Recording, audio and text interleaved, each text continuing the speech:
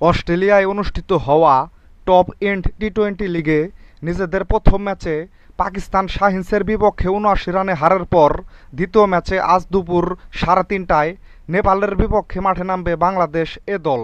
প্রথম ম্যাচে বোলারদের বাজে বোলিংয়ের পাশাপাশি ব্যাটিং ব্যর্থতার কারণে বাজেভাবে হারতে হয় বাংলাদেশ এ দলকে।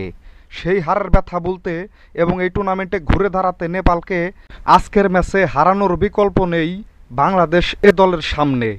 বাংলাদেশ এ দল যেমন নিজেদের প্রথম ম্যাচে হেরেছে, তেমনি নেপালও নিজেদের প্রথম ম্যাচে ৪২ রানে হেরেছে নর্দার্ন টেরিটরির বিপক্ষে। তাই এই ম্যাচটা তারাও জিততে চাইবে।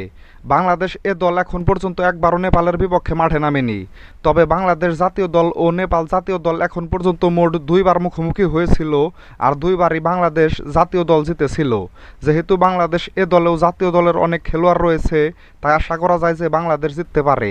এছাড়াও এই টুর্নামেন্টের বর্তমান রানার আপও বাংলাদেশ, তাই আশা করা যায় যে এই ম্যাচে বাংলাদেশ ভালো করবে। খেলাটা আপনারা সরাসরি দেখতে পারবেন টি স্পোর্টসের ইউটিউব চ্যানেলে।